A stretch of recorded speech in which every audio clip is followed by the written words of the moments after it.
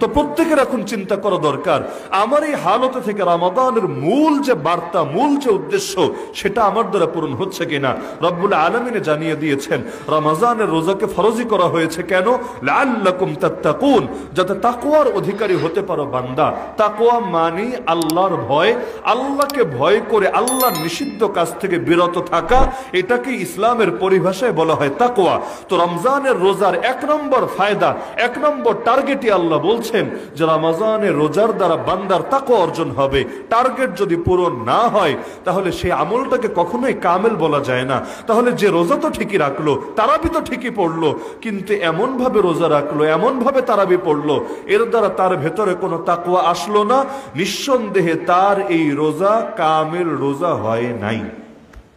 আল্লাহ রাসূল স্পষ্ট বলেন, রুব্বা সাইমিন লাইসা মিন সিয়ামিহি ইল্লাল জু, এমন বহু রোজাদার আছে যাদের রোজা থেকে প্রাপ্তি শুধু একটা, সারাদিন ক্ষুধার কষ্ট করেছে। আল্লাহ রাসূল বলেন, মান লাম ইয়াদা কাওলা যুরি ওয়াল আমালা বিহি ফালাইসা লিল্লাহি হাজাতুন ফি আন ইয়াদা তাআমাহু ওয়া শারাবা, যে ব্যক্তি পাপের কথা আর পাপের কাজ ছাড়তে পারে নাই, সারাদিন যে না খেয়ে থাকছে, পানি পান না করে থাকছে, আল্লাহর এর কোনোই প্রয়োজন নাই।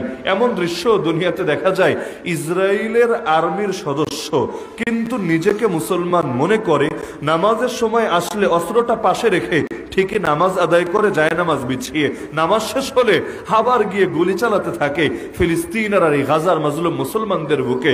নিজের ব্যাপারে তো ধারণা করে রেখেছে এই নামাজই তাকে এক লাফে পৌঁছে দেবে জান্নাতে, অথচ জানে না যে নিকৃষ্ট কাজ করছে ইসলামকে দমানোর জন্য, মুসলিম উম্মাহকে ধ্বংস করার জন্য, এই যে কাফেরদের সহযোগীর ভূমিকা পালন করছে, এর দ্বারা সে তার ঈমানটাকেই বরবাদির শেষ মাথায় পৌঁছে দিয়েছে। সুতরাং রমাদানের মূল মেসেজ হবে আল্লাহর ভয় আর তাকওয়া দিলের মধ্যে বসাতে হবে। আমাদের জীবন হবে তাকওয়ার জীবন, জীবনের প্রতিটা ক্ষেত্রে তাকওয়ার পূর্ণ বাস্তবায়ন থাকবে। তাকওয়া মানে শুধু ব্যক্তি জীবনে আল্লাহর ভয় থাকবে এতটুকু না, বরং আমি যেই সমাজে থাকি, আমি যেই পরিবারে থাকি, আমি যে রাষ্ট্রে থাকি, সবকিছুর মধ্যে তাকওয়ার পরিপূর্ণ ছাপ খুঁজে পাওয়া যাবে।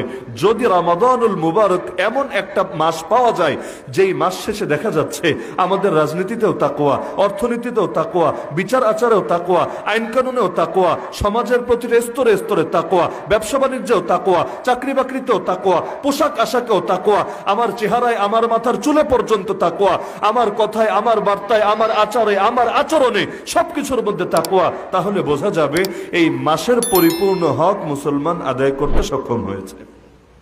কিন্তু বর্তমান সময়ে সবচেয়ে বেশি যে জিনিস থেকে আমাদেরকে দূরে রাখা হয় সেই জিনিসের নামই হলো তাকওয়া। এমনকি তাকওয়ার আলোচনা আসলেও স্বাভাবিকভাবে মনে করা হয় তাকওয়া মানে কিছু আল্লাহর জিকির আজকার করব, কিছু নফলের পাবন্দি করব, ব্যক্তি জীবন ইসলামের কিছু বিধিবিধান মানব, ব্যাস আমি তো কামেল মুত্তাকি বান্দা হয়ে গেলাম, রাজনীতিতে তাকওয়া লাগবে না। এখন যদি একটা দেশ হয় যেই দেশের অধিকাংশ মানুষ নিজেদেরকে মুসলমান বলে দাবি করে, কিন্তু সেই দেশে আল্লাহর আইনের পরিবর্তে মানুষের আইন কার্যকর থাকে, কোন মুখে তারা দাবি করবে আমরা তাকওয়ার উপর উঠতে সক্ষম হয়েছি? কারণ ইবাদত করতে হবে একমাত্র কার? লা ইলাহা ইল্লাল্লাহর মূল কথা তো এটাই, জমিনের মধ্যে ইবাদতের উপযুক্ত একজনই, নাম তার আল্লাহ। তা আল্লাহর ইবাদত কোথায় হবে? শুধু মসজিদে, শুধু মাদ্রাসায়, শুধু মাহফিলে, শুধু খানকায়? আরে আল্লাহকে যারা মাবুদ মানে, জীবনের সব ক্ষেত্রে একমাত্র আল্লাহর বিধানকেই তারা মান্য করে, একমাত্র আল্লাহর আনুগত্যকেই তারা বরণ করে। মসজিদে আসলেও বলে আল্লাহ আমার মাবুদ, মাদ্রাসায় আসলেও বলে আল্লাহ আমার মাবুদ, রাজনীতি করতে গেলেও বলে আল্লাহ আমার মাবুদ, বিচারাচার করতে গেলেও বলে আল্লাহ আমার মাবুদ। সব ক্ষেত্রে আল্লাহ থেকে সবার উপরে। এজন্যই তো আমরা জীবনে সবচাইতে বেশি বলি যে বাক্য, সেই বাক্যই হলো আল্লাহু আকবার।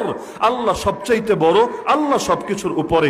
যে মুখ দিয়ে বলি আল্লাহু আকবার, এই মুখ দিয়ে কিভাবে বলতে পারি আমেরিকা আকবার, এই মুখ দিয়ে কিভাবে বলতে পারি ইসরায়েল আকবার, এই মুখ দিয়ে কিভাবে বলতে পারি তাগুতি বিধান আকবার, এই মুখ দিয়ে কিভাবে বলতে পারি হিন্দুত্ববাদীর আকবার, এই মুখ দিয়ে কিভাবে বলতে পারি নাস্তিক্যবাদী আকবার। আরে যেই মুখ দিয়ে বলেছে আল্লাহু আকবার, এই মুখ দিয়ে সারা জীবন বলেই যাব বরত্ব একমাত্র আল্লাহর, মহত্ব একমাত্র আল্লাহর। এই কপাল নত হলে একজনের সামনেই নত হবে, নাম তার আল্লাহ।